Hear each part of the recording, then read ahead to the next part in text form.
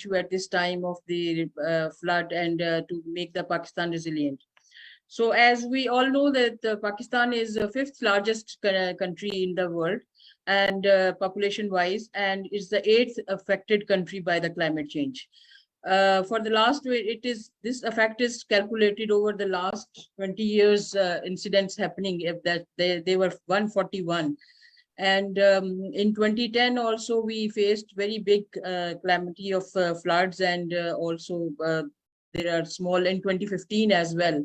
And the heat waves in 2015 were the cause of these initiating, and they took took life at urban areas, and also it affected, these heat waves affected in the northern region upwards in the mountains, which started the glacier melting.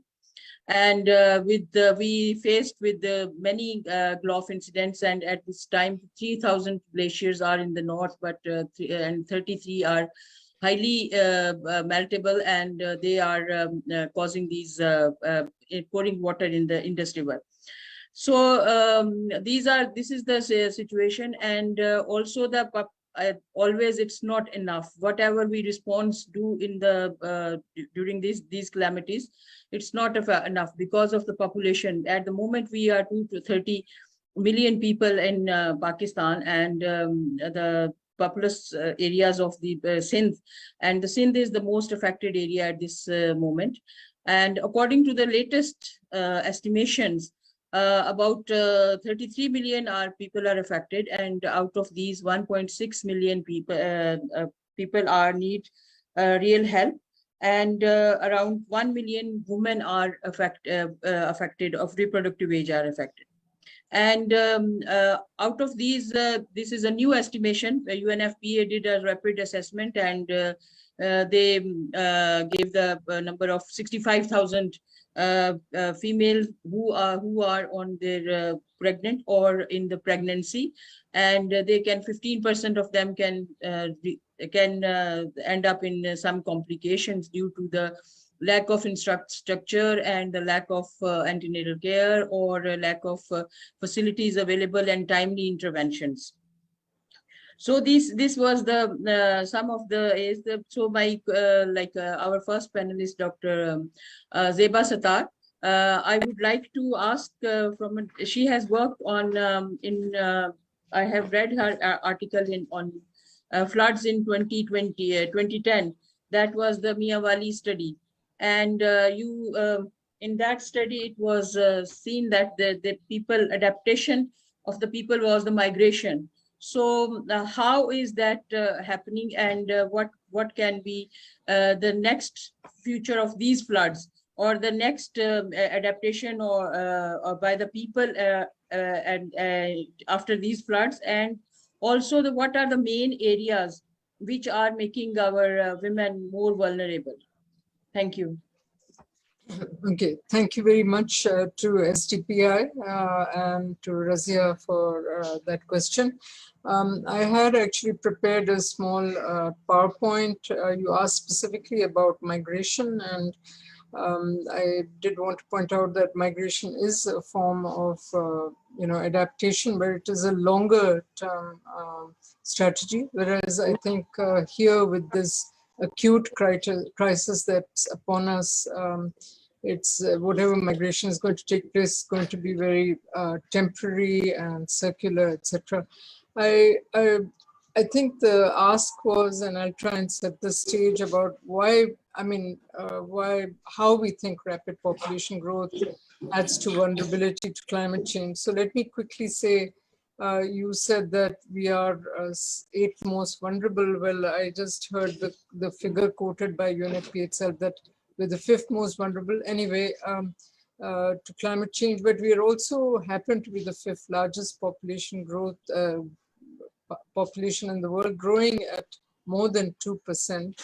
How would the two be related?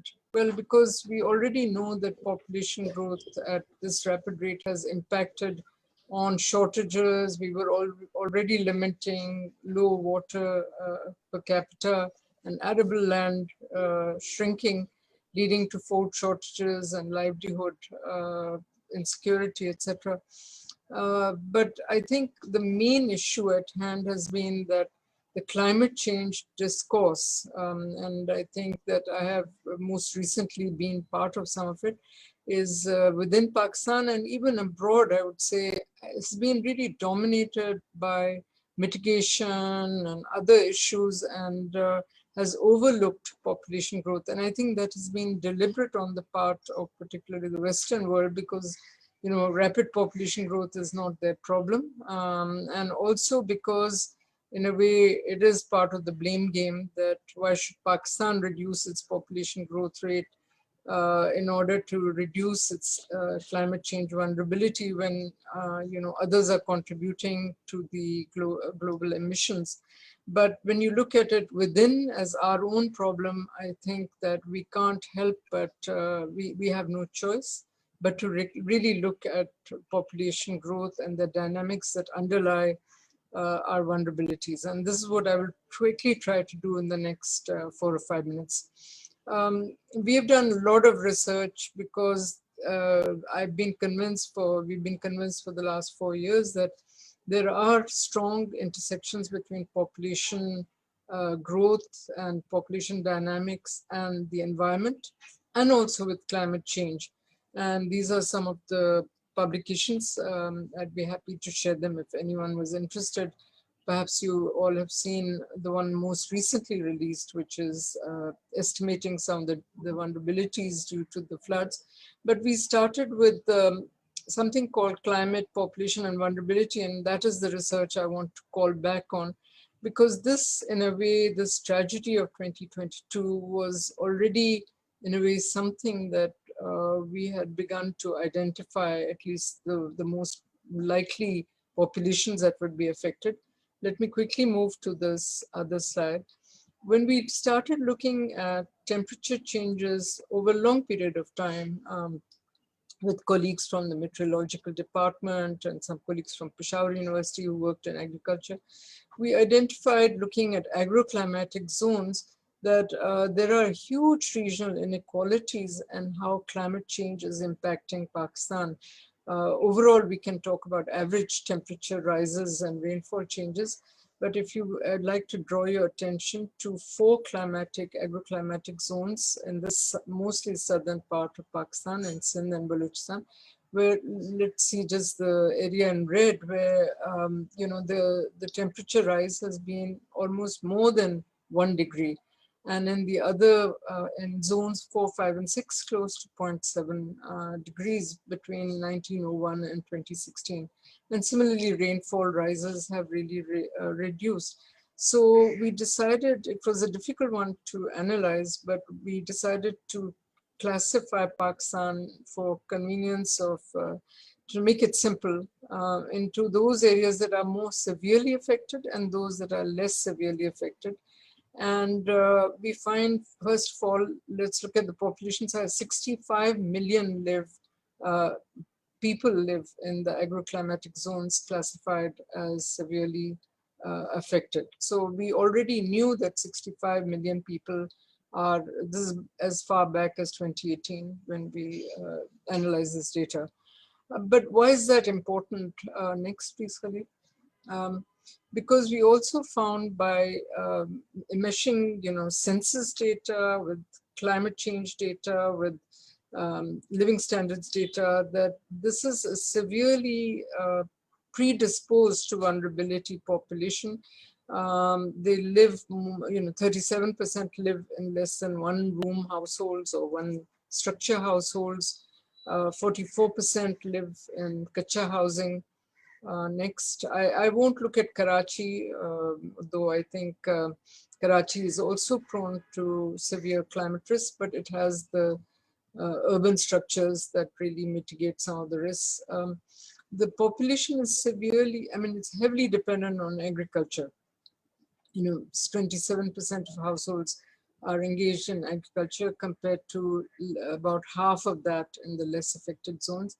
And whereas 60% own agricultural land in the less affected zones, that basically I don't know if you're able to see, but only half of those own land in the severely affected zones, implying that these are small, these are not big landowners. These are small landowners, livestock, depending on livestock, and mainly sharecroppers, etc., that live in these zones that are so, affected. And fertility rates are much higher, and contraceptive use is much lower. So it's not just accidental, but these are the areas, very areas where population, Afia, I know, has recently written on about this, that, why are such high, wherever we're visiting in this flood affected, we see such large numbers of children. Well, these are high fertility areas, high unwanted fertility. And in the next slide, I want to also point out that all this converges together. It's too little time for me to show how and where, but in high levels of poverty, especially in the rural parts, 69% are poor. So I think we can't walk away from the fact that what we saw in 2022 was a culmination of something that we knew was waiting to happen. We just didn't realize it would happen so fast. And we've estimated, as you know, 31 million, mainly rural population. We've only really looked at the rural population of these 39 severely affected districts has been affected. This is the distribution, and of course, Sindh is the most affected. Next, Farid. And as I already pointed out, people are from the poorest households living already on the fringes before the floods, but now swept away totally. And so you can see that more than half are, they belong to what we call, they live in multidimensional poverty, as classified by the PSLMS 2019 and 2020. Next. And almost 3 million, we all know that they've lost their homes, but they haven't just lost their homes because of the floods, but because they lived in extremely fragile conditions. So these are kacha houses that have been swept away, or at least, if not swept away, irreparable, and will have to be rebuilt. Pregnant women, you just cited, Razia, number, you said 60,000. It's actually more like what we have estimated as 610,000 women who are currently pregnant. I think the UNFPA figure perhaps is referring to those that we expect will encounter obstetric complications. But even the ones who are going to have normal deliveries, let me emphasize that these were women who were most probably going to deliver at home, because they're not the ones who make it to institutional delivery. But now they will deliver under open skies and in rickshaws and in, under charpais, etc., in terrible conditions that Afia and Zofeen have themselves gone and seen and reported on. And the point I want to make again and again and again is that this was a population, a subpopulation that was not just affected by climate change, but that has been neglected, seriously neglected in terms of maternal health care and family planning services. So just family planning, about almost 800, 900,000 were women who said in these affected districts, who said that they wanted more children. They wanted to space their children, but no services reached them. So I think the fault lies with us who have been very short-sighted. And I'll just kind of end that, of course, the children, I do not want to overlook children and elderly are another very vulnerable group, and particularly these 5 million children who will not, please just go back to the previous, who will not be affected, who will not be probably immunized properly in the next round of immunization in the next couple of months, and will be really severely vulnerable.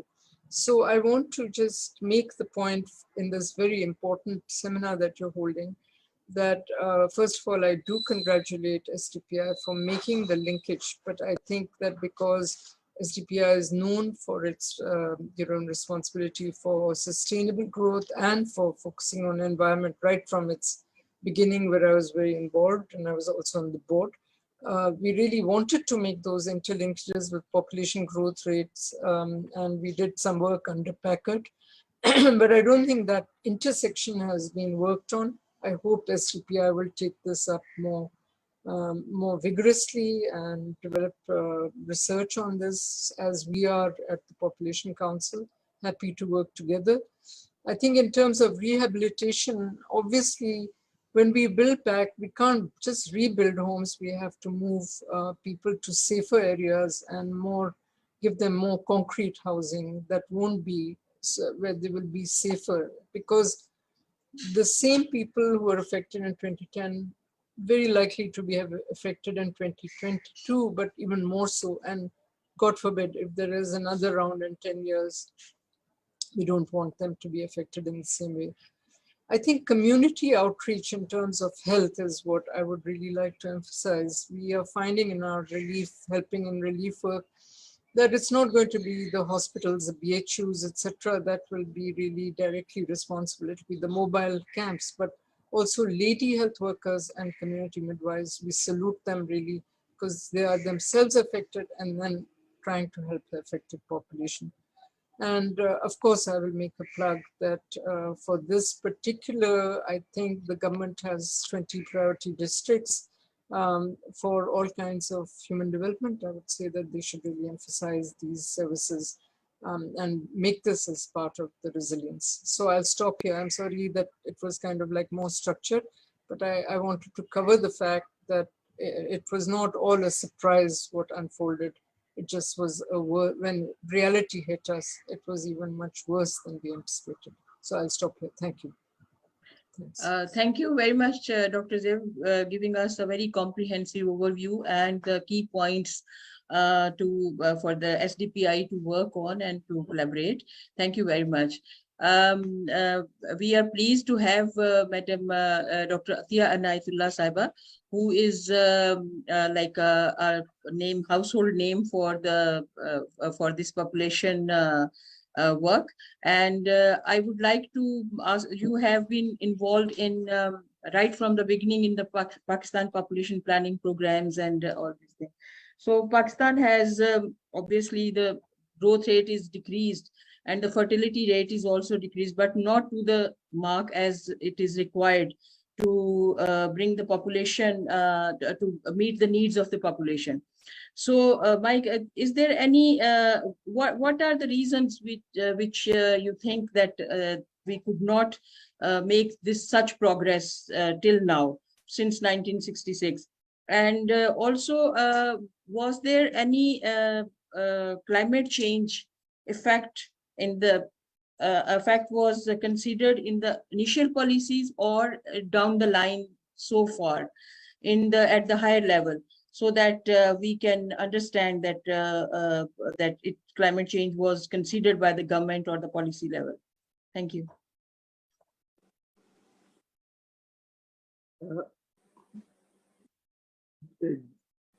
Do I have the screen?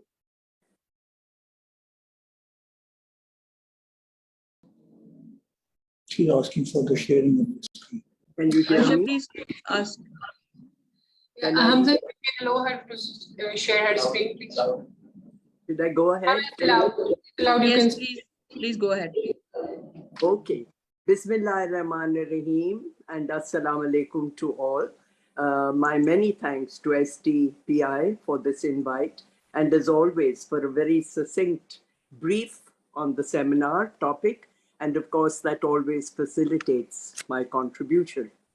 I enjoyed also being on any panel with my friend and colleague Dr. Zeba Sattar, because in fact one finds that she has said all that needs to be said on the topic, and that makes things much easier. She has already said much, but certainly it bears repetition, because 2022 has brought upon Pakistan one of the worst environmental disasters in the recent years or recent times. And for me, with 1/3 of our country being underwater, truly, this is the last wake-up call, because as Zeba has already said, this has been going on for some time, and this is the last wake-up call to Pakistan for its survival, if I may say so, because during the last 2 decades, the 6 climate stressors have all been brought upon Pakistan, be they in the weather pattern change, be they floods, glacial-related outburst floods, droughts, heat waves, sea level rising, and what else have we not had and will continue to have. Seminar participants, it is for these reasons. And let us remember that the Global Climate Risk Index of the well-reputed German Watch Report 2020 ranks Pakistan as the fifth most vulnerable country to climate change. Indeed, the essential message for Pakistan is that the impact of climate change is here, and it is not only here, but it is here to stay. If this is the essential message, then for a breakthrough and starting point, I would like to talk of the policy framework. And this policy framework is required to recognize that Pakistan's multiple factors contribute to climate change. We cannot have one-on-one linkages, but multiple factors contribute to climate change, and multiple actions are thereby needed. In short, what I am asking for and recommending is that we very definitely deal with this whole issue in a holistic manner, a very holistic and intersectoral manner. To answer what I have been asked to, which I will try and do as we move forward. Pakistan's overpopulation is currently, as we have heard, the 5th largest in the world. And it thereby becomes a priority factor in any discourse on climate change, because the numbers of people is inextricably linked with population and climate change. You see, we see it daily in our lives, and we have seen it particularly during the recent flood. And you don't need rocket science to know that there is this link between population and the environment or climate change. For example, for a start, let me say that the panacea of climate change is not reducing the number of children born in Pakistan, but is it not true that with fewer numbers, there will be cuts in the carbon emission, and the cuts will be effective, efficient, and simple and permanent. And the more important thing is that since this cut will be made through numbers and people, the interlink that we are talking about, it is achieved through positive action, which improves lives. Let us also recall that Pakistan's population is exploding. And if it continues to grow at its current rate of, as some say, 2.4, the country's limited land, water resources, and food security is impinged on. Due to the time constraints, I would like to talk only about the water factor. Pakistan is one of the most water-stressed countries in the world. The per person annual availability has unfortunately declined in 1950, when it was 5140 M3, to 2090's decline to 1000 M3. And Pakistan's capacity, and this is really scary, to store water is only 36 days. Let us also agree that the moment is now, the situation serious, water resource management must be Pakistan's priority, and it must receive the political will. And here we have the instrument. The Council of Common Interests is the responsible government forum and must not any longer absolve itself of this critical responsibility. Moving on, besides the strain of population numbers, a critical factor too frequently overlooked is the demographic trend of Pakistan's population growth. And I here refer to trends such as land fragmentation, agriculture land conversion associated with the urban spread, and rural-urban migration. I would like to just share one research finding and regarding demographic dynamics in the northern areas.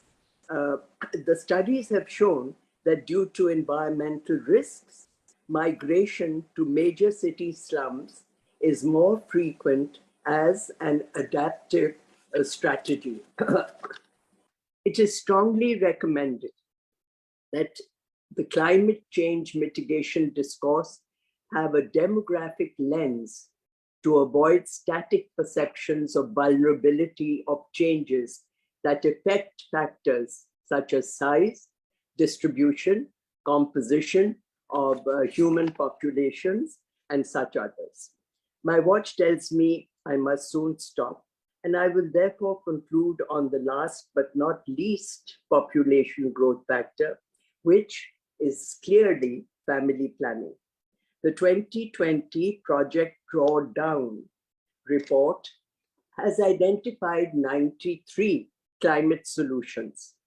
And I think it is extremely interested and should be widely known that family planning and education have been placed at second number as the most effective solution. What the Drawdown Report 2022 says is an irrefutable fact, because family planning is known and a tried, cost-effective tool for attaining a sustainable population, improving the quality of life and empowerment of people. In support of this statement, in addition to limiting greenhouse emissions, which I have talked about, what else is the contribution that family planning is and can and should be making? Number one is to empower women to make reproductive choices, and thereby 2.2 million unsafe abortions can annually be avoided. Second, Pakistan's MMR is amongst the highest in the world, and access to reproductive services at the community level. I would like to stress what Zeba has said. At the primary health community level, can prevent 12,000 maternal deaths annually in Pakistan. My third point regarding family planning and population is that every fourth child in Pakistan is underweight. If contraceptive is available and if CPR rises to 55, we know, and there are studies which have given us this information, we can save 140,000 infants' lives annually. The fourth, 6 million couples lack access to family planning services. 17% couples have an unmet need for family planning, of which the majority are poor and marginalized populations. The fifth, Pakistan's painful reality is that it is losing the results of the hard-earned, successful family planning population program reflected in Census 1998. And we can talk more about this in the Q&A, because indeed the demographic transition and the care of youth and a decline in the birth rate are the three imperatives which are being currently overlooked.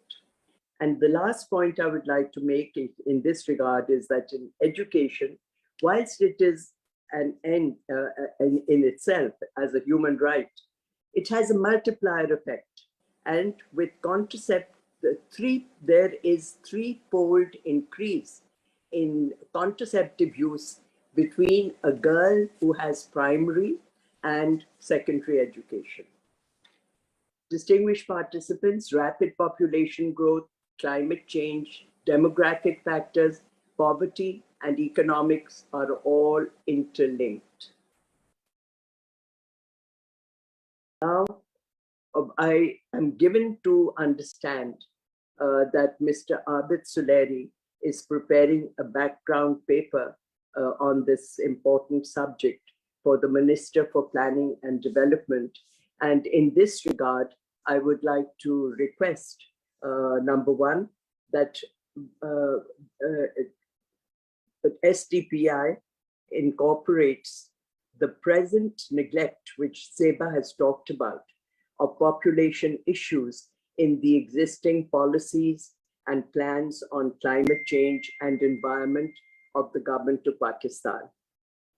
I would also like to request that the issues that are as framed by SDPI take into account the proceedings of this important seminar, which you have put together today. My third point is that I would like to flag that post 18th Amendment, the Ministry of Climate Change, fortunately it was created after the 18th Amendment, therefore it is at the federal level. The ministry should take the lead through the Council of Common Interest again and set up a robust system for inter-provincial coordination and national positioning on the subject, which unfortunately is all missing at present. And I would like to conclude by sharing with you very quickly a poem from Usman Wang. This is a letter from the birds community to the mayor. It reads, Lord Mayor, we, the birds community, called a meeting on the roof of the deserted Parliament building. Lord Mayor, we had no hand in electing you since franchisement is not for the feather. Still, we honor you for your promise of a green city. Alas, they have desecrated the green of nature to worship the green of dollars. Lord Mayor, this letter is a request that in your wisdom, you will protect each branch, each root, each leaf, each petal, each bower. For these have been our homes through centuries. And it would also be for the good of man, his health and happiness and peace of mind to let nature and its myriad beauties bloom under the brilliant sun. Thank you, and I look forward to the Q&A. Thank you very much, Madam, for your very nice and very valid points to be raised with the government as well as with the at the policy community. And now our next speaker is Mr. Nadeem Malik from Planning Commission. So I would like to ask Mr. Nadeem that government has responded. First response was like obviously as in the pandemic, it was just interaction of the provincial and the central government, but now it is set in because of the flood response committee. And now what is the and this situation of the autonomy of the provinces and the national level policies, what are the difficulties which are being faced by the government to and considering the population of the different provinces is different. So please tell us about this provincial autonomy and the adaptive or the response strategies provided by the central government. And secondly, I would like to ask now the response is there, and now we will be in the recovery phase soon. And what are the plans for the recovery and rehabilitation phase? Thank you very much. Thank you very much, Razia, and thank you very much, SDPI, to invite me and to shed light on such an important topic that we are also seeing from the devastating floods of 2022, which is unprecedented, and I've never seen in my life that such a devastation happened across the country.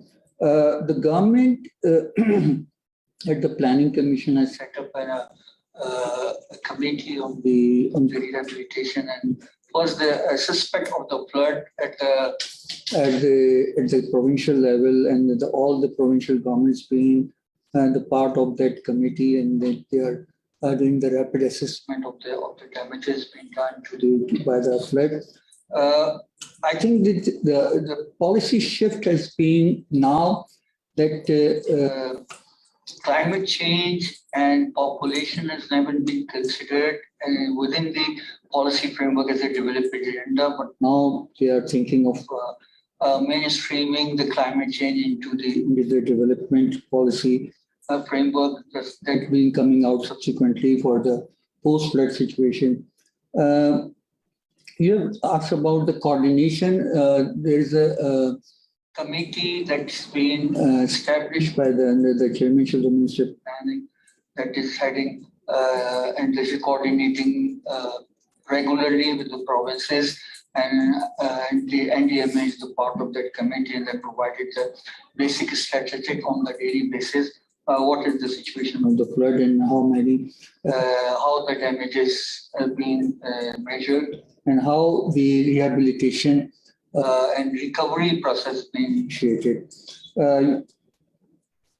Your second point about the, can you repeat the second point, please? My second point was that in the recovery phase and also in the rehabilitation phase, what is the interaction between the provinces and the central government? The provinces and central government are in contact with them through this particular forum, and the development partners also been invited to that forum, and most recently the Planning Commission has identified the 20 most vulnerable districts, and that earlier was been identified through the multi-dimensional poverty index, but now after the flood, the criteria would be the most affected district from the within the provinces, and MPI is one of that particular criterion for the selection of the district. Thank you. Okay, Mr. Nadeem, may I ask you, in the turnaround conference, it was the population was very much highlighted for the social protection responses, but is it climate change is also climate change and population nexus is being discussed at the policy level at the Planning Commission to bring it into the consideration for while making the policy?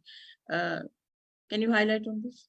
Yeah, the climate change has been part of that because we are now in the discourse and the discussion has been the national climate resilient infrastructure is very much on, and then we are the highest level. There is a thinking about the ecosystem restoration, and within the ecosystem restoration, the climate resilient infrastructure is becoming a very high discussion topic in the Planning Commission. So the policy response would be to build the resilience of the communities at the first place, and then go into the climate resilient infrastructure. Thank you. Thank you very much. Now we come to Ms. Zofeen Ebraheem. Hello, are you there? Yes, I'm there. Okay. So thank you very much for joining us for this very important discussion. So my question to you is I have been seeing your comments as well as you are raising the voice for climate change for a long time, and then more so the environment. But what is the now next plan of the media? Is there any media strategy to include the population and the climate change nexus to raise their voice? And secondly, we have suffered because of this climate change effect, which is not we have only 0.8% contribution to the greenhouse gases, but we are the most affected, as all the speakers said, that we are less than 10th position. So what is the next strategy of the media to raise the voice in the coming up COP27 conference, and also to how we can use the media to make our systems resilient, and to make the people also the resilient to these, and to make the preparations before these incidents happen. Thank you. Many questions actually. Yeah, Assalamu alaikum everyone, and thank you Razia, Safdar. You've asked me a whole lot of questions, to many of which I have no answer. I'm a journalist. I try to bring to the fore what I have learned or what I think is important for the readers as well as the policymakers and the government. I like to highlight all that.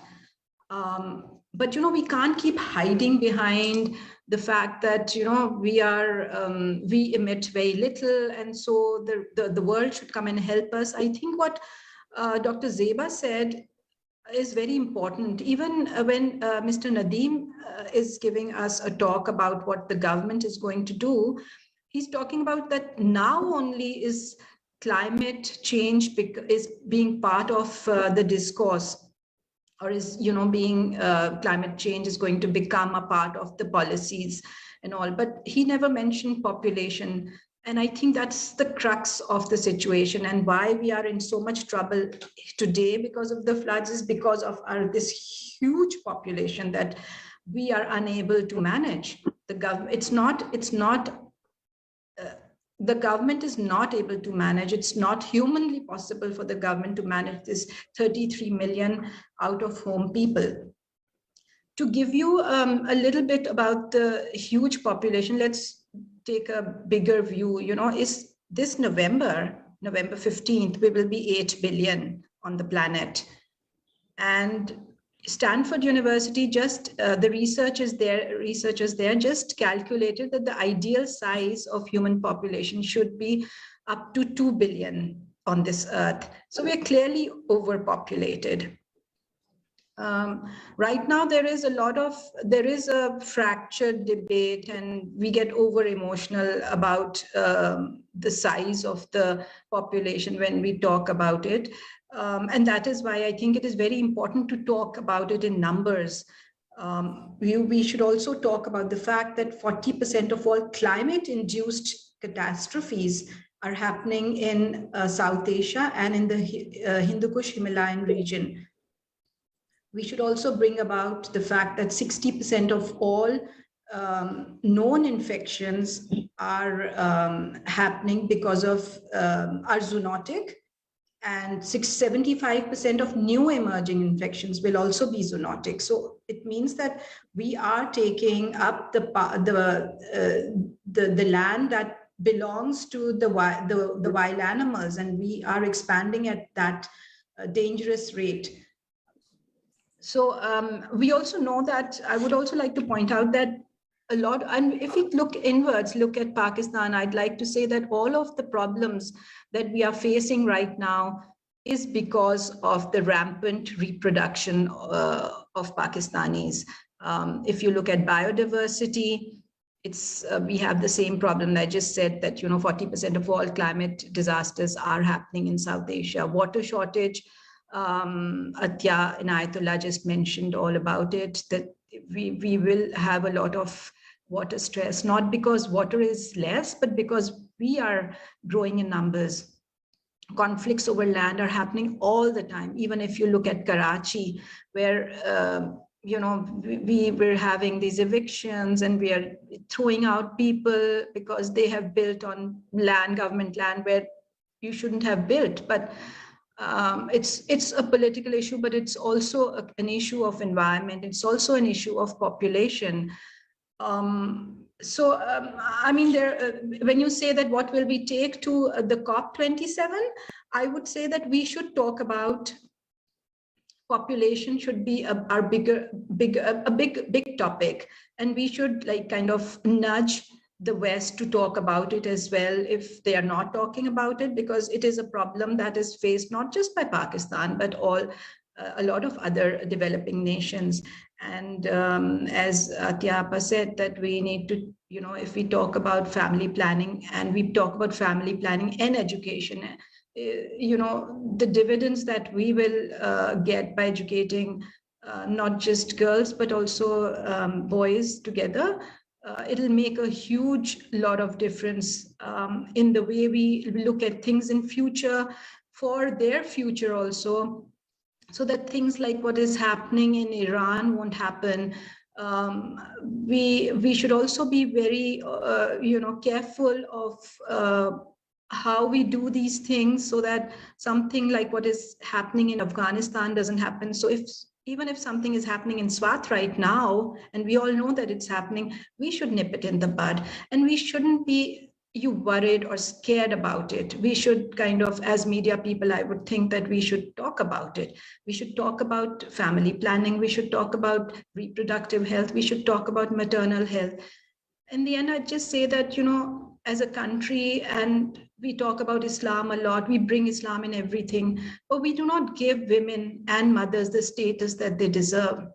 And this is clearly seen in the floods right now, with the numbers, these huge numbers that we see of pregnant women. It just brings tears to my eyes to see how will they deliver. I'm a mother of two. I don't know how they will deliver in the open skies. It is really scary. And so many children will die because they will not get the right health care. And I'll end here. And if there are any questions, I will respond to that. Thank you. Thank you, Zofeen. Now we come to Miss Afia Salam. Afia, are you there? Okay, thank you. Please unmute. Unmute your mic, please. Your mic. I said I'm just here for a couple of minutes, unfortunately, because I had been messaging that I have to leave and my the next meeting starts in about 6 minutes. Oh, so I'm so sorry. I just saw your message. Actually, it was a interesting conversation going on. I just got your message. Yeah. That's all.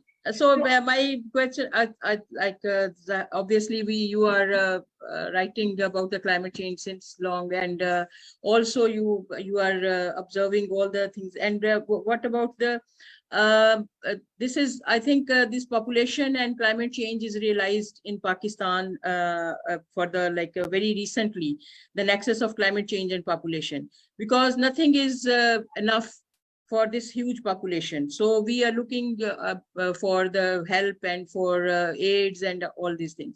And for example, the next challenge will be food security and the availability of the food. So what is your take on this, that how we can proceed on this in the media, as well as in the how can we reach out to the people who really matter for to take action on this nexus? Thank you. Thank you very much. And I'm very sorry that my response is going to be extremely rushed because I do have to get to the other meeting. But what I would like to say is that it's not that it's because of this disaster now that the attention has suddenly, gone to climate change and population nexus. The national security document that was being prepared, Dr. Zeba was also part of it, so was I. And in that, the chapter on climate change clearly flagged this issue. So, but nothing was done. I mean, there was just a very passing reference. And I know that Dr. Zeba had also expressed her disappointment that we worked for many months, for that one chapter, and flagged so many things and also made recommendations. And it's a pity that it has taken this disaster to sort of bring it into center. As far as the media is concerned, I'm very sorry to say this. I know I will sound very cynical about my fraternity, but please do not expect much from the media. Media follows events. There's very little serious in-depth reportage of an issue, even if it is as vital an issue that we are facing. I will not share any numbers, but because all the numbers have been given, Dr. Attiya and Inayatullah has given, Dr. Zeba has made that brilliant presentation. But what I do want to share my experience and why for the very first time, I was feeling very despondent even after 2010 when I was working in these areas where there was flood. But this time, we talk numbers, but we need to also talk about the soft component, the outreach, the advocacy. And it's not to the women that is necessary, it's to the men.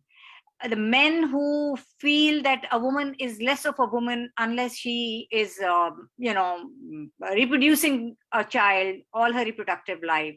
So when we are talking of women, we must remember that we have these girl childs who are bearing children also.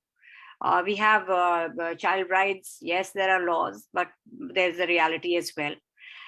And the number of children who survive and the number who die just don't seem to matter, because it's just a process that they have to just go through continuously. And this one camp that I went to, and I was horrified when one woman was seen as a role model who had birthed 30 children. Imagine. And she was still in her reproductive age. And 17 were alive, the rest were dead, and it was just, taken in as a norm. As far as the unmet need is concerned, there too, the women who we spoke to, they said, we would like to have had lesser number of children, but this is not something that our men will, agree to. And another very horrific thing that one of the ladies, she came and she demanded an infertility treatment. And the doctor said, you do not qualify for this because you already have 4 children. She said, no, but I haven't conceived in the past 4 or 5 months. So that means I'm infertile. So, those are the things we need to battle. And it's a very, very difficult and uphill battle. And I really, unfortunately, I have to rush.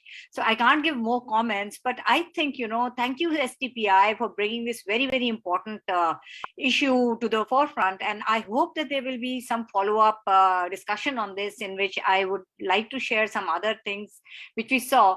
So the men also do not like the idea of women going to hospitals and accessing healthcare. They say our mothers have always delivered the babies, so we really don't see why they have to go to hospitals.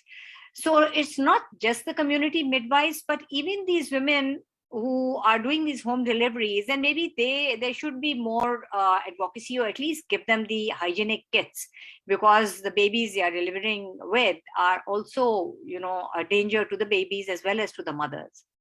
So I'm sorry if there are any questions. I'll see later if I can answer on your Facebook live stream, but I really have to rush now. So thank you for giving me this opportunity, and maybe more next time. Thank you, Ma'am Afia Salam. Thank you very much. Sorry, we could not. It's okay. It's perfectly all right. Yeah, so that's all. So next time. Oh, now Aisha, are we going to have question answer session or conclusion? From our audience here, maybe we can take the questions together and then we will go to our panelists for the answer. So we have, if you can please introduce yourself as well. I'm a last scientist. My name is, I'm a destructive scientist also. That's why I said. Maybe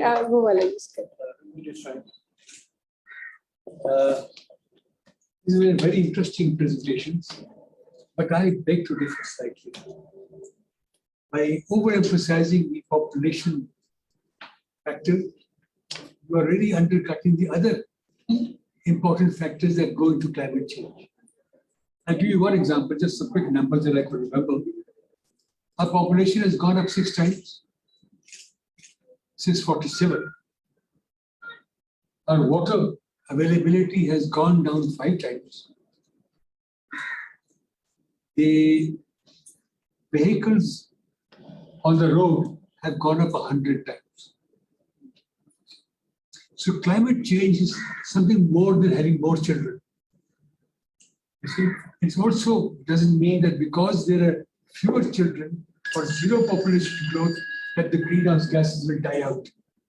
If this was true, then the richest countries in the West, EU, the USA, and others, would have no GHG, greenhouse gas problem.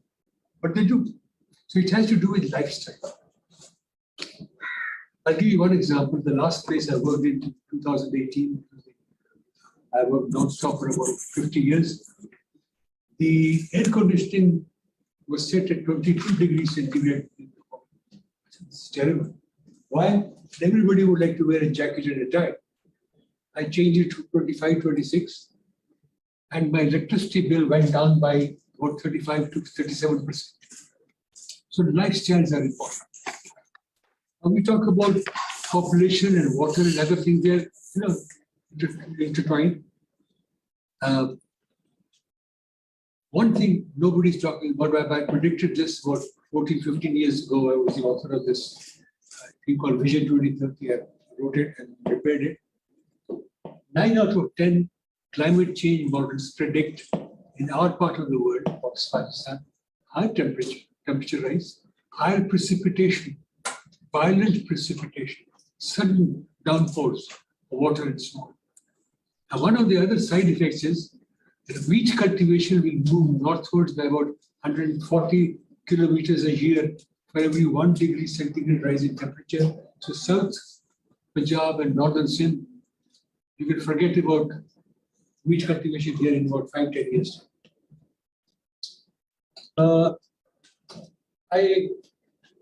Poverty, when we talk about poverty and climate, I mean, mix it with and lump it with population.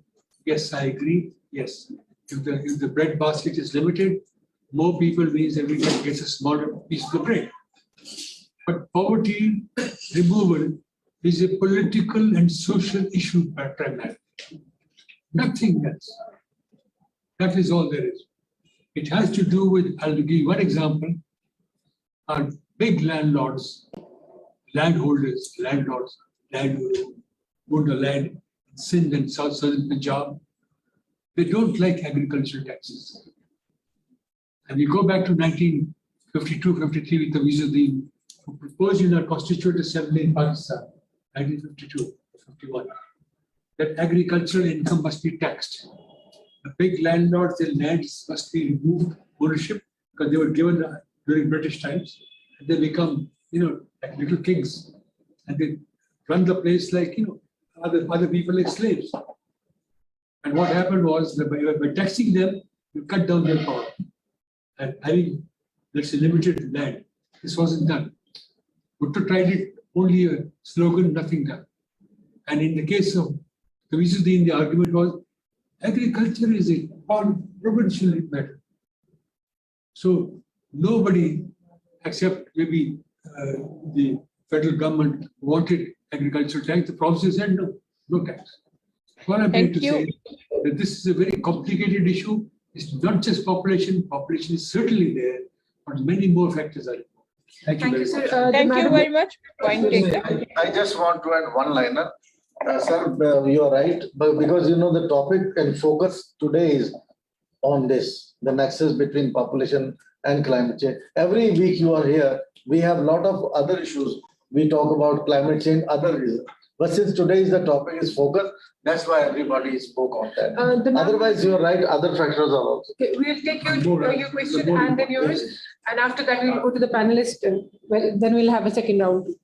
Assalamu alaikum everyone, I'm Bariha. Just a very quick question, tossing it out to all the panelists essentially. I think it would be safe to say that we've concluded that population mitigation and education along those lines is imperative to address our climate change goals.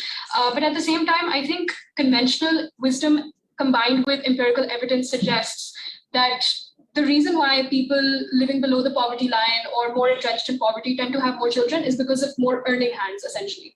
And now that financial mobility has been particularly impacted, given the scale of displacement, for example, or just the uprootment of livelihood altogether, how then can we frame a narrative that is more conducive to putting curbs on population growth or talking about fertility curtailment and stuff like that? Because before this, the narrative has been framed in more religious terms, but now it's more of a financial mobility issue. So how do we sort of frame the narrative on those lines? So Okay, ma'am, thank you. My name is Dr. Farooq, and I'm from Fatima University. My question is, in 1950s, we have like 5,400 cubic meter water availability for one person per capita. Availability of water in 1950 was like 5,400 cubic meter. Now it's close to 900,000. But in 1950, population was like 30 million, and now it's like 7 times or 6 times increased, close to 20 million, right? So from 30 to 20, and from water from 5,400 to like 800 or 900 cubic meter in 2020. So for instance, if we could take the example of Indonesia. In Indonesia, there's like huge diversity. But when it comes to the national issues or the national concerns, there is like, for instance, a multi-party consensus. On national issues, people are, at the same page. But unfortunately, if we could look at the, CCI's sort of, things on water, we cannot, take even the keywords over there, which are directly linked to the water management. So my question is, how do we build the new narrative on this particular nexus between, population and climate change, which is, acceptable to all the multi-party members and all the Pakistanis? Thank you. We would like our panelists to address these questions first before we go for a second round. There were 2 questions. One is about basically the nexus between poverty and the concept of more earning hands with a better fertility rate among the poor people. And the second one is about the water shortage and population rate, and creating a debate around population and climate change impacts in an acceptable manner to the wider audience.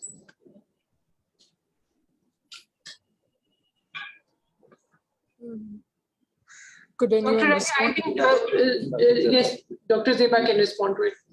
Ji. I'd like to briefly respond, starting from Dr. Shafqat's comment about, let's not blame, climate change obviously is caused by external factors. I think the underlying thing is Pakistan, when it looks inwards for its solutions and answers, especially following the floods, but even before that, has to really be answerable to itself and solve its own problems. And we should contribute to reducing, carbon emissions. We shouldn't encourage lifestyles that obviously lead to us contributing more. But I think we have to, most of all, reduce our own vulnerability to climate change. It's been given from outside externally.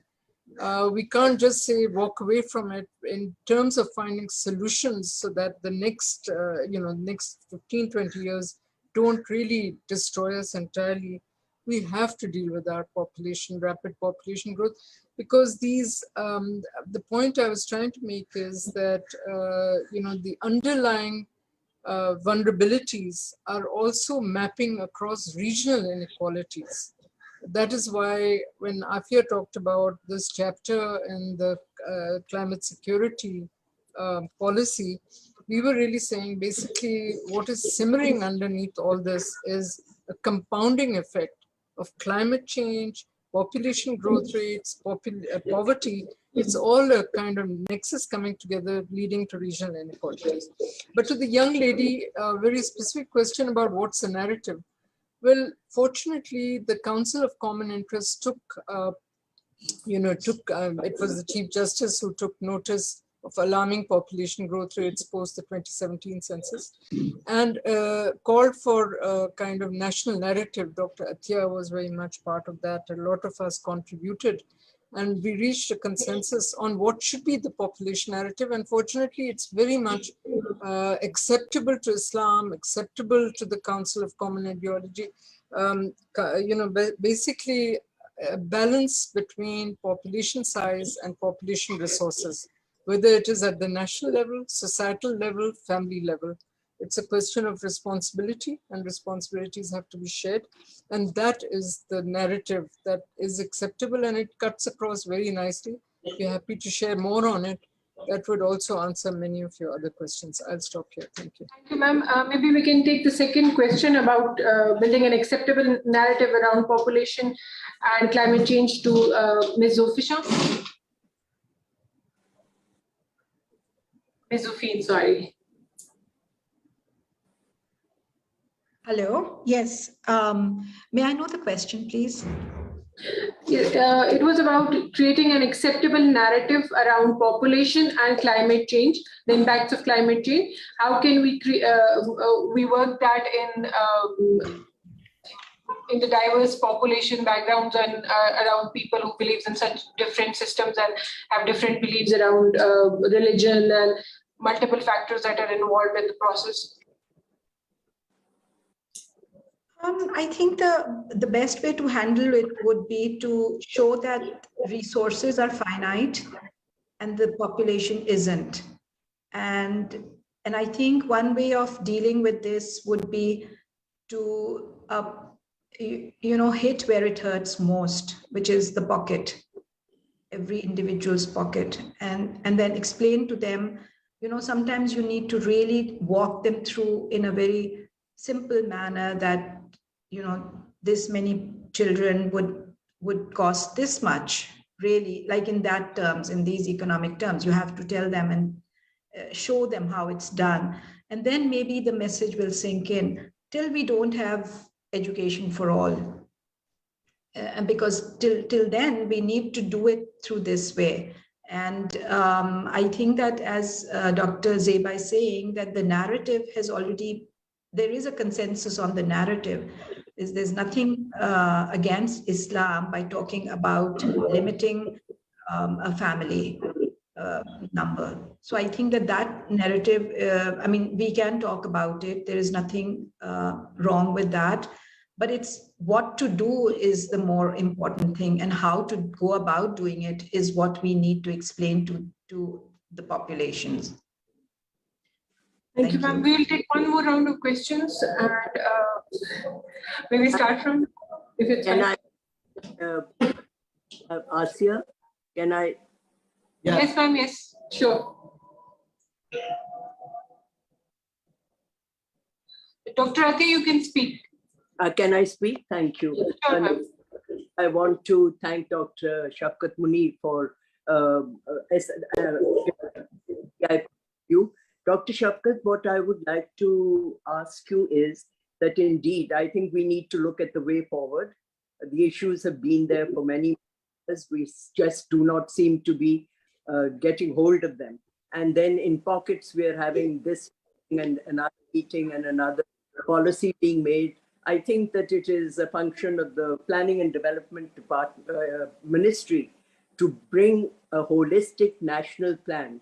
And have I learned right that SDPI is preparing a document for the Minister of Planning and Development on the issue of climate change and population? And if you can answer that, but I would like first of all to respond to some of the questions that I have heard.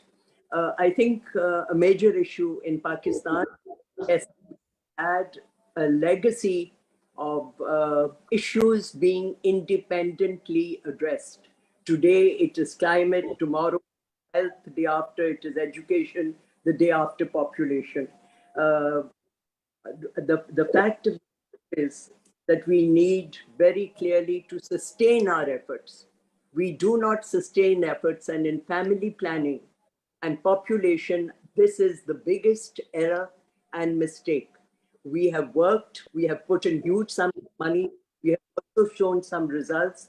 We have shown we can attain the demographic transition, but nothing is being done to capture this. And I think we can no longer waste any time. The plans are there, the proposals are there, the political will and the governance capacity is what is missing. The third, fortunately, yes, and Zeba has very correctly said, it is not that people think that Islam is against family planning. No, there are two issues. Over the years, the women of Pakistan, the women accept family planning. I gave you a large number of figures of women who are going in for abortion because they cannot get family planning services, and the women's unmet need. There was an excellent point made by Zofeen, I think, or was it Afia, that indeed the difficulty is that it is the misogynistic culture that we still have in this country. Yeah. It is important that we understand that not the male mindset is what needs to be changed. The women are with us. The women understand the need. The women want choices. Unfortunately, the male mindset is not looked at and it is not addressed. And finally, it may sound an unrelated issue, but I would like to use this and talk about in a mitigation effort. How can it be that today Pakistan government and the country of Pakistan is getting the dirtiest fossil fuel on earth, in which we have a 4-fold increase in the emissions, and I'm talking obviously about coal. And I would like to, from this forum, talk about the great need. It is of the imperative that we unlock ourselves from long-term contracts, which unfortunately have guarantees as well. But I really do believe that we cannot, on the one hand, see people suffering and having the humanitarian crisis that we do, and on the other side, the government is going in for fossil fuels. Thank you. Thank you, ma'am. Clean energy indeed is a very important issue. Please stay with us for another few minutes so we can take a few more questions. Ali Jabbar. Thank you very much. Second and third Ali Jabbar, third. Please. I'm Dr. Vikas, so I teach public policy. My question is, we could empirically establish and trying to establish. Can you open the mic? I guess.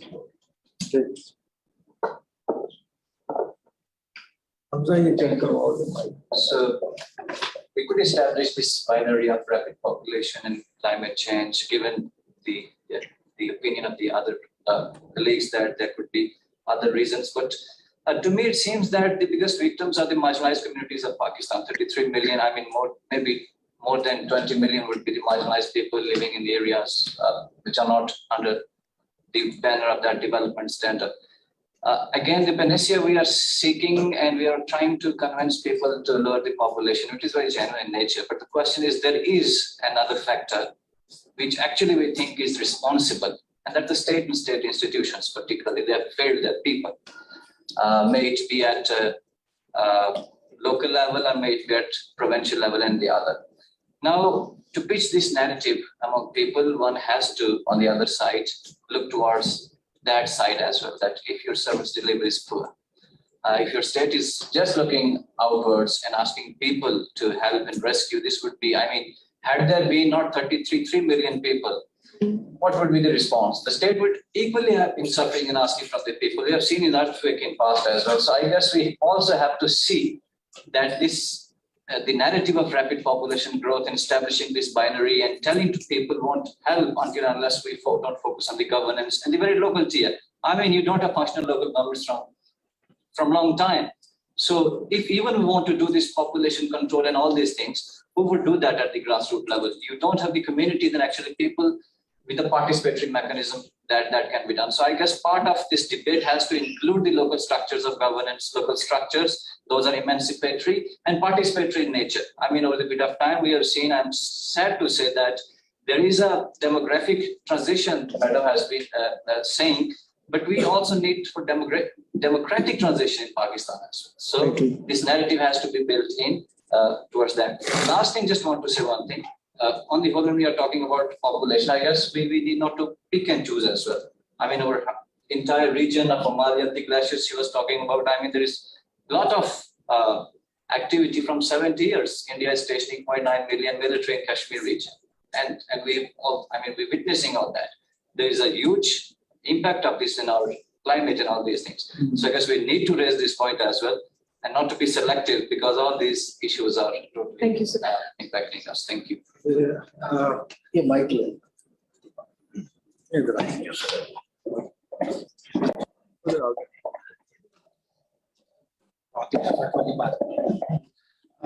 Dr. Bashir. I'm a member of Human Rights Commission of Pakistan and a human rights activist. I think we must all know that ecology, economy, and security, they are interlinked. This is the new holy trinity.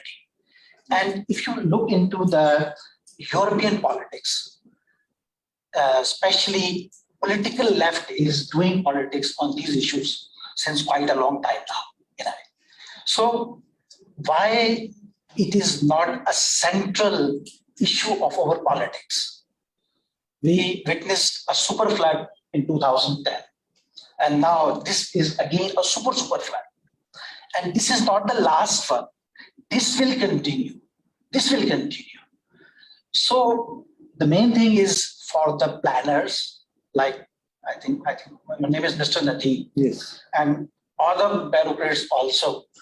But what I'm witnessing, I think we have lost the impulse. This Dr. Saab is talking about the governance at the grassroots level, the awareness at the grassroots level about these issues.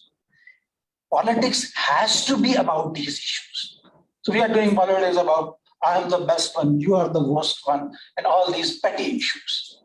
Nobody has till now. And I think people were like having this controversy about linking or not linking it with the population growth. I can tell you, I am a human rights activist and think maybe I am a bit negative and pessimistic.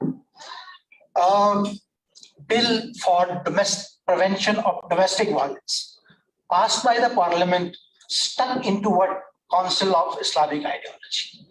Bill protection of transgender rights, passed by the parliament, stuck in what Council of Islamic Ideology.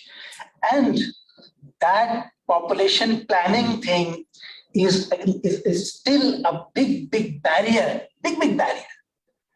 Like the people who have a narrative, we have like quite religious scholars who maybe allow polio vaccination and contraceptives and the like. But what is the situation on the ground? I think without removing these psychological barriers, I don't think, and without going for a kind of, you can say, intensive planning, I don't think there's any remedy. And just one point, I think we can't handle with it single-handedly. We need to take other countries on board. Countries like Maldives, it is going to be wrong, like if climate change is not being handled. Countries like Bangladesh, and there are many more. Like, and we don't have that credibility and positive image in the global community. We can't do it single-handedly. Thank you. So what were the three issues? Economy, ecology, and Security. Assalamu alaikum everyone. I am Ali Jafir, environmental journalist from APP. I just had a quick question. Will the panelists don't consider this that our environmentalists and our media community, they are working in silos. We see climate action march every year in Islamabad. A particular fraction of our society participates. There are more than 326 educational institutions, public institutions. None of them ever participates in that climate action march. Is climate action limited to a particular fraction of our society? Does not this important for our environmentalists to approach every single human being, then have holistic kind of pressure groups that could create more pressure on policymakers and on public at large to realize their responsibility for climate action? Your comments, please.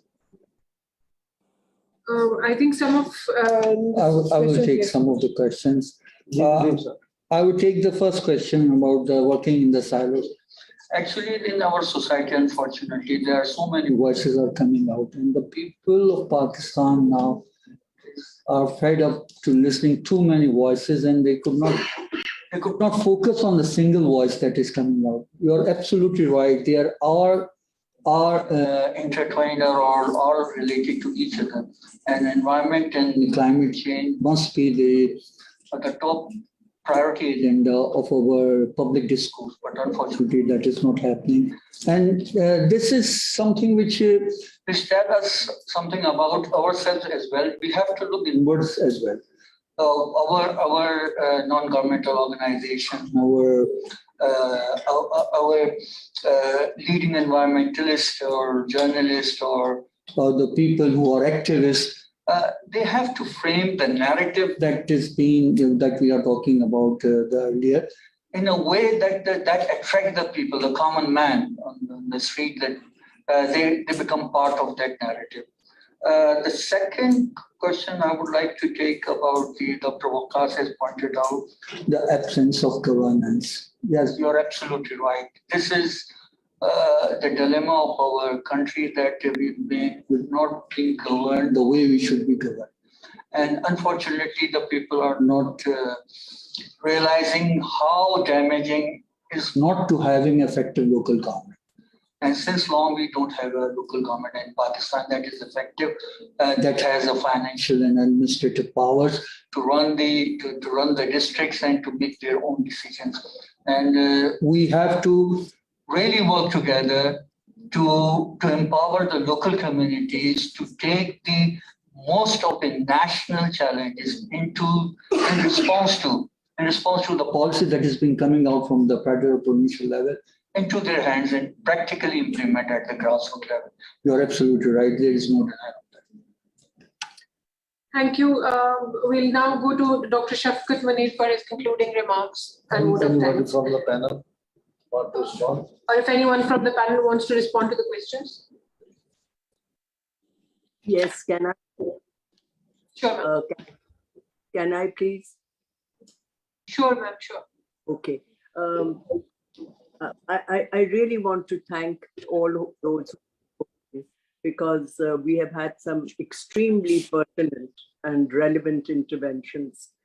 I'd like to start with the fact, and again, I do hope, Dr. Shafqat, that this is not just Amdan Guftan or Barkhastan, और यहाँ पे कुछ ना कुछ आप SDPI में यकीनन मेरा ख्याल है कुछ आप तैयार भी कर रहे हैं. What I want to say is that I feel that the issue which was raised, and that is of the democratic and the demographic transition, this is a very valid and it is a very pertinent point. Local government is the first level of democracy in Pakistan's constitution. And I would like to, and the 18th Amendment talks and wants participatory development by devolving up to the grassroots. And the whole issue of population and family planning, it is people who have children. The government can only give you the policy, but you have to make it participatory. And the people of this country through local government must be the stakeholders. And this is what we have put in the population program, which unfortunately is almost defunct and not even working. Can I also respond to the comment made that we are working in silos? Yes, this is the issue. We are working in silos. And this is the issue which has pushed us today to talk about population in the whole gambit of issues and stressors which are on us and have been there for the last 15 years from environment and climate change. And each year, we have all cried about it. We are good in emergencies, but we do very little about long-term planning. And that is why we must break the silos. And we must talk about working a whole plan. And here, this is the function. We used to have an excellent 5-year plan. And even if there is devolution, let us look at the macro Pakistan as a whole, and then talk of the federating provinces in that. And I think there is just so much more work to be done. And I do hope that SDPI, you have your work cut out for you. And I hope you will take this forward in the months and years to come. Thank you.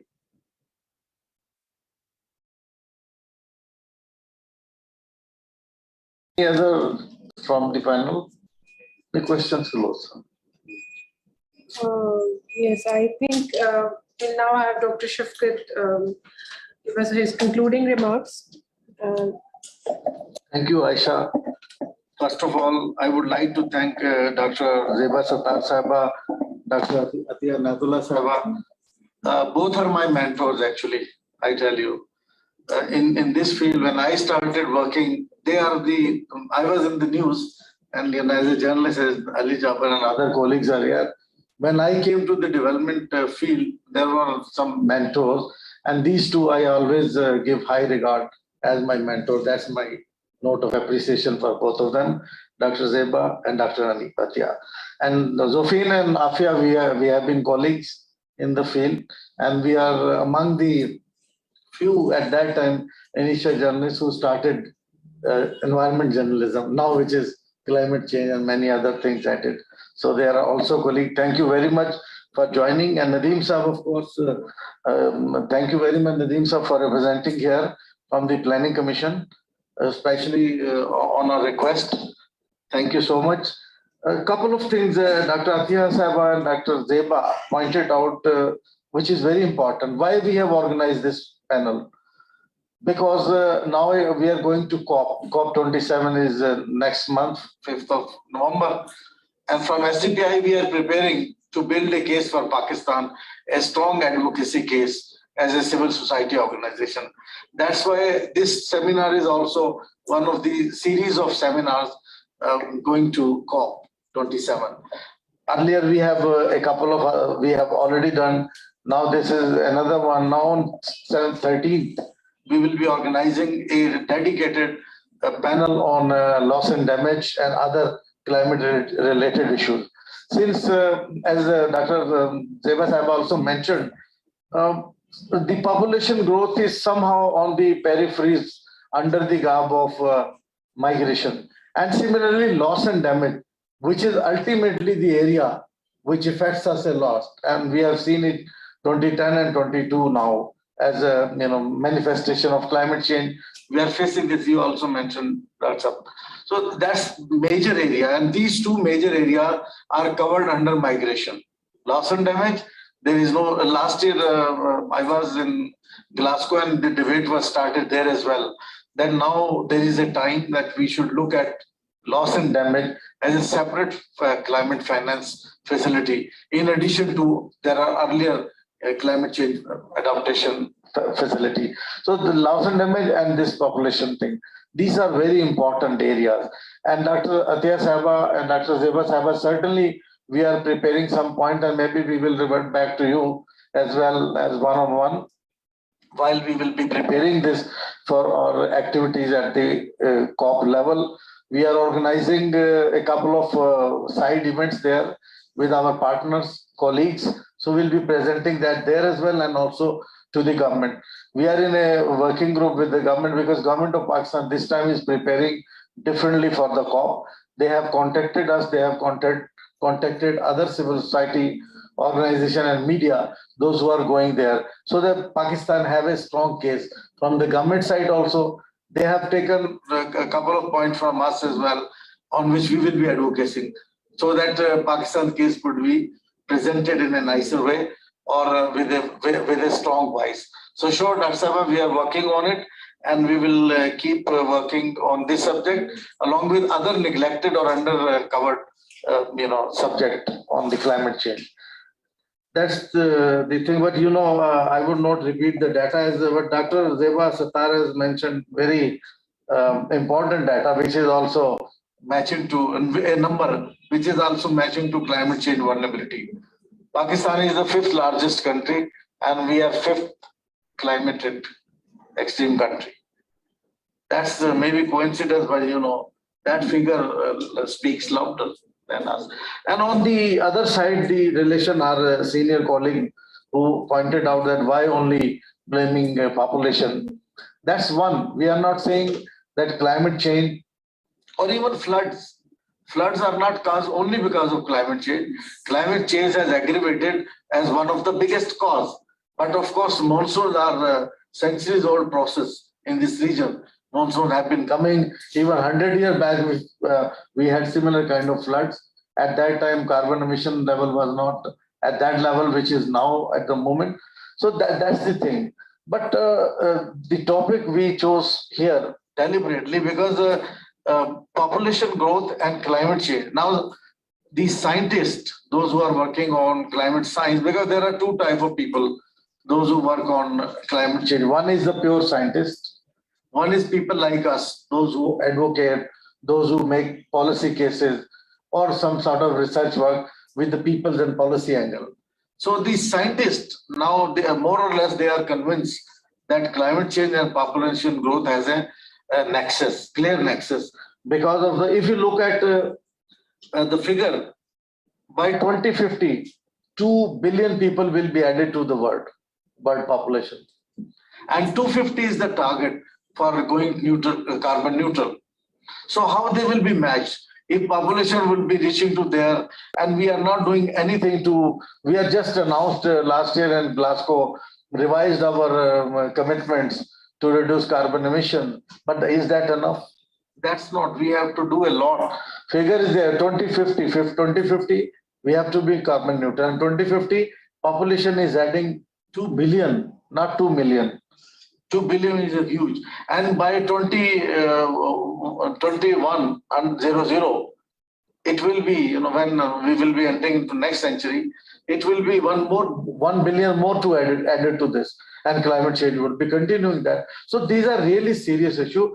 Population is a major issue. Scientific has traced the link. As Dr. Saab, you have just mentioned about the water table.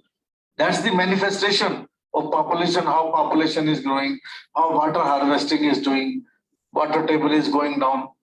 Even on all other areas, if you look at other things, droughts are here. If there will be droughts, there will be floods and there will be no crops. Food security will be an issue. Feeding such a big population would be an issue. That's why making a correlation or a strategy that there should be a population planning, proper population planning as part of the national planning. Similarly, when we talk about climate change, we should look at the population angle with climate change. Let me quote you here the example of when people would be more, certainly consumption would be higher. If you look at SDG 12, what is that? Sustainable consumption and production. If we'll keep producing, consuming overconsumption, then carbon emission will be there. Our senior colleague said there is less population in West. But they have other trends to raise their carbon footprint because they travel a lot, they consume things a lot, they use a lot of gadgets, so their carbon emission is more than us, even with this population. And they have the production industry, overconsumption, overproduction, violation of SDG 12. So when these things are there, that's why, you see, if you holistically see the agenda 2030, which is SDGs, only then you can understand that why those who are behind Agenda 2030 and those who have devised these goals, why they were reluctant or why they were hesitant to give clear targeting, and why they have put everything in the indicators and their other deliverables. So that's why Nadeem Saab is here. He's part of the SDG unit at federal level. So there is a data gap. There are a lot of issues.